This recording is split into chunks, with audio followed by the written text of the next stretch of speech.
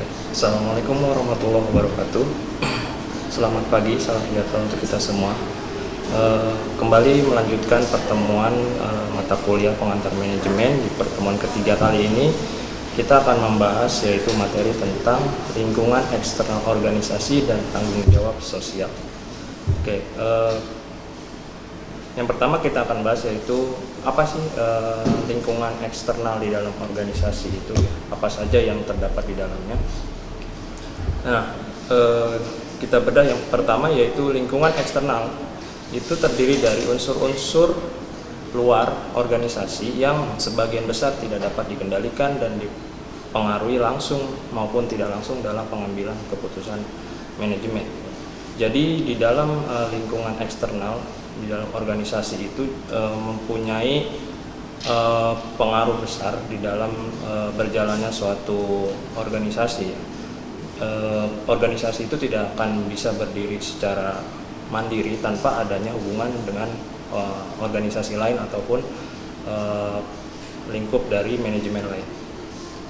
Nah, lalu ada berapa sih lingkungan eksternal di dalam organisasi itu? Ada dua komponen utama di dalam lingkungan eksternal organisasi. Yang pertama ada lingkungan mikro dan juga lingkungan makro. Oke, yang pertama lingkungan mikro. Ada beberapa komponen di dalam lingkungan mikro suatu organisasi ya. Yang pertama adanya pesaing, yang kedua adanya pelanggan, yang ketiga adanya tenaga kerja, yang keempat adanya lembaga keuangan, lalu ada juga yang namanya supplier atau pemasok, yang kelima atau yang keenam yaitu perwakilan pemerintah, yang ketujuh saluran distribusi, yang keempat media komunikasi, yang kelima asosiasi bisnis, dan yang terakhir yaitu kelompok pecinta lingkungan dan lain sebagainya. Oke, yang pertama kita bahas yaitu pesaing. Di dalam tidak hanya di dalam lingkungan manajemen eksternal secara umum, di dalam kehidupan sendiri kita pasti bertemu yang namanya pesaing ya, baik itu persaingan di dalam kehidupan lingkungan terkecil ya, yaitu komponennya keluarga, ataupun bahkan di dalam lingkungan berbangsa dan bernegara. Nah, bagaimana kita menyikapi pesaing di dalam kehidupan ini? Kita menganggapnya pesaing itu merupakan atau kompetitor itu merupakan penyemangat kita dalam bekerja gitu. Bukan pesaing itu malah kita ingin menjatuhkan dia, tapi justru malah adanya persaingan itu kita malah lebih semangat dalam bekerja ataupun berusaha. Yang selanjutnya pelanggan ya, di sini pasti kita sudah tidak asing lagi dengan mendengar kata pelanggan ya. Pelanggan di sini diartikan sebagai seseorang yang selalu atau sering menggunakan jasa atau market yang kita gunakan sehari-hari dalam memenuhi kebutuhan kita. Yang ketiga adanya tenaga kerja. Ya, tenaga kerja merupakan komponen penting ya di dalam berjalannya suatu kehidupan di masyarakat. Tenaga kerja ini juga tidak asal kita dapatkan, asal diambil gitu, tapi juga ada cara-cara atau rekrutmen tersendiri ya, untuk mengukur sejauh mana kemampuan dan kebutuhan yang didapatkan suatu perusahaan ataupun di dunia pendidikan itu semua. Yang terakhir, yang selanjutnya lembaga keuangan. Lembaga keuangan itu ditujukan untuk mengatur bagaimana nanti berjalannya keuangan itu sendiri ya, apakah keuangannya bersifat sehat ataupun juga keuangannya nanti akan menjadi pilot dan sebagainya, itu diatur oleh lembaga keuangan. Yang selanjutnya ada supplier ya, atau pemasok ya. Di dalam hal ini bahwa supplier atau pemasok itu menjadi satu hal yang penting. Kalau misalkan tidak ada pemasok dalam suatu perdagangan atau misalkan pemasaran, maka bisa saja nanti penyalur atau misalkan agen-agen kecilnya itu, pedagang kecilnya itu bisa bermain harga di sana itu, karena dia langsung mengambil dari pusat gitu tanpa memperhatikan sendiri bahwa ketersediaan di dalam perusahaan di pemasaran itu banyak atau enggaknya. Nah, dampak negatifnya juga ternyata di pemasok itu kalau tidak dikendalikan juga dia bisa bermain harga. Apalagi sekarang di masa pandemi ini kita bisa bayangkan bahwa kebutuhan dasar setiap manusia itu akan menjadi objek yang sangat penting gitu. Semua orang pasti ingin mengumpulkan semua kebutuhannya gitu, baik kebutuhan makanan, baik kebutuhan kesehatan, dan baik kebutuhan yang lain pun itu akan dicukupi ya, bahkan ditumpuk menjadi lebih banyak gitu untuk beberapa bulan ke depan. Selanjutnya ada perwakilan pemerintah ya, pasti perwakilan pemerintah ini bisa diartikan juga sebagai stakeholdernya gitu ya. Jadi pemerintah di sini akan mengawasi juga bagaimana berjalannya suatu lingkungan organisasi ya secara eksternal itu sendiri gitu. Dibutuhkan juga kerjasama yang baik antara pemerintah pusat, daerah, dan juga masyarakat untuk bisa berjalan sesuai dengan keinginan dari perwakilan pemerintah itu sendiri.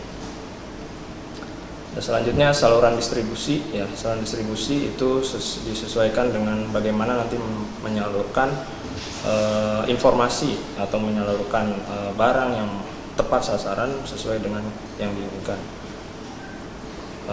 Yang selanjutnya ada lagi media komunikasi ya, media komunikasi banyak ya, baik cetak, elektronik, dan sebagainya. Bahkan sekarang media online sudah menjadi hal yang lumrah, sampai ke tataran pedesaan juga sudah umum menggunakan media komunikasi online atau digital.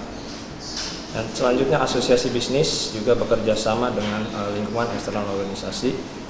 Yang terakhir ada kelompok pencinta lingkungan. Nah, ini penting bahwa kelompok pencinta lingkungan ini berperan untuk menjaga kelestarian lingkungan alam.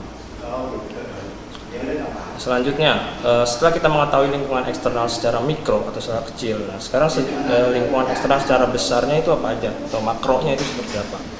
Yang pertama adanya perkembangan teknologi, ya. Yang kedua adanya variabel-variabel ekonomi atau lingkungan ekonomi. Yang ketiga ada variabel polhuk atau politik hukum, ya, lingkungan hukum dan politik. Yang keempat ada lingkungan sosial dan kebudayaan, dan yang kelima adanya dimensi dari internasional.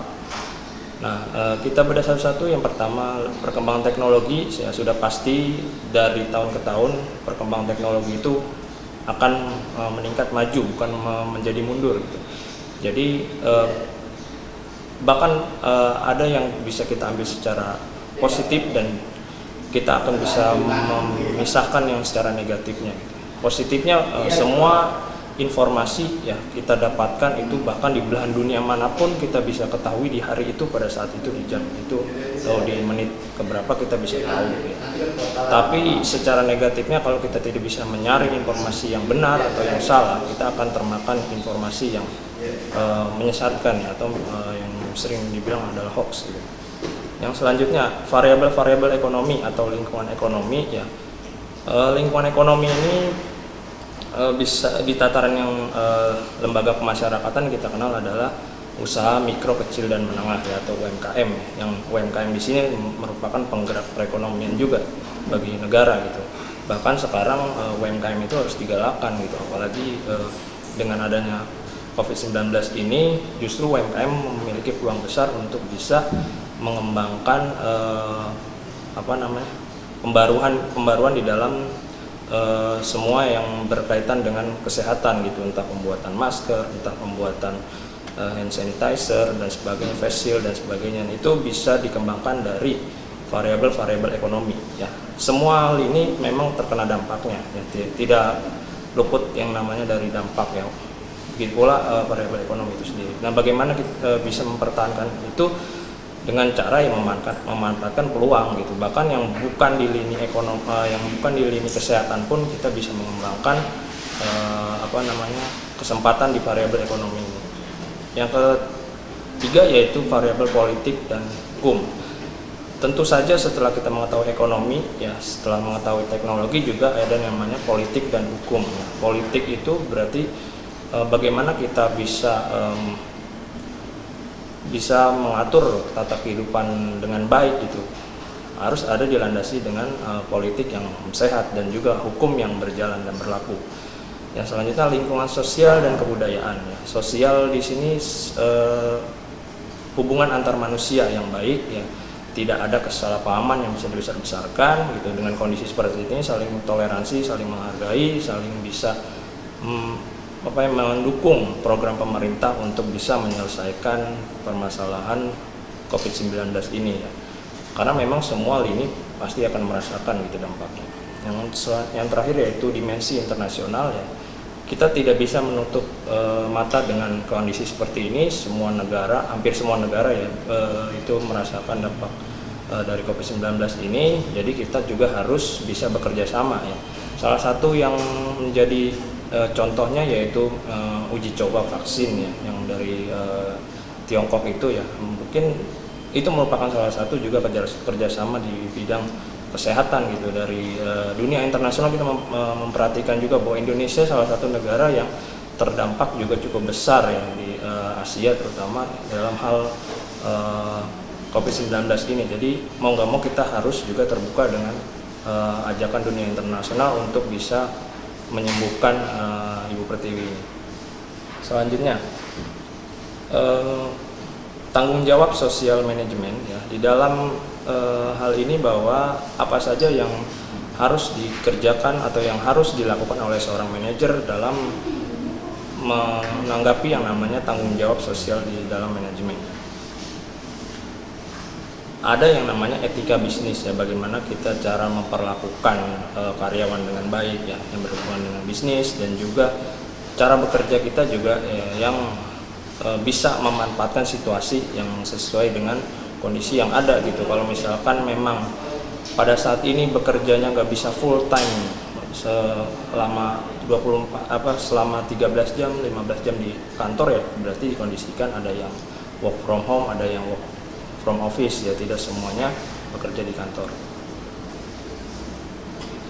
Selanjutnya, setelah kita mengetahui beberapa lingkungan kerja mikro maupun juga lingkungan kerja eksternal makro, selanjutnya tanggung jawab sosial manajemen, yang ada yang menjadi hal yang penting lagi bahwa faktor apa saja sih yang menyangkut etika, ya, etika di dalam manajemen itu, ya. Yang pertama adalah hukum, yang kedua peraturan pemerintah, yang ketiga kode etik industri dan perusahaan, dan yang keempat tekanan-tekanan sosial, yang kelima tegangan antara standar perorangan dan kebutuhan organisasi.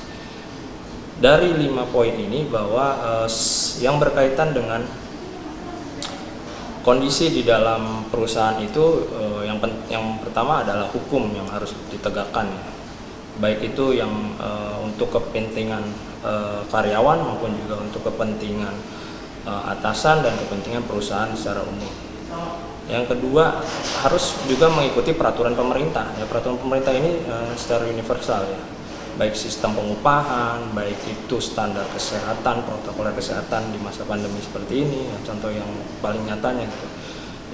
Yang ketiga adalah selalu bisa bersinergi dengan pemerintah gitu. Kalau misalkan ada informasi yang berkaitan dengan ketenaga kerjaan, juga perusahaan harus membuka mata, jangan menutup diri gitu, jangan menutup mata bahwa ada aturan yang baru yang harus diikuti gitu. Dan yang terakhir, adanya juga standar dari perorangan dan kebutuhan organisasi itu sendiri, ya. Standar perorangan, ya, berarti adanya kebutuhan yang mendesak di SDM di karyawan atau di pekerja gitu. Kalau misalkan perusahaan membutuhkan bagian yang SDM yang berbeda, yang sesuai dengan bidang pekerjaannya gitu, atau misalkan latar belakang pendidikannya, itu harus diikuti gitu kalau misalkan ada perubahan-perubahan yang diperlukan oleh perusahaan. Nah, apa saja sih yang melingkupi tanggung jawab, ya? Tanggung jawab itu terhadap perusahaan, ya, terutama itu ada 6 komponen penting. Yang pertama kepada pelanggan, ya. Yang kedua adalah karyawan, yang ketiga pemegang saham, yang keempat kreditor, dan yang kelima lingkungan, dan yang keenam adalah pada komunitas, ya.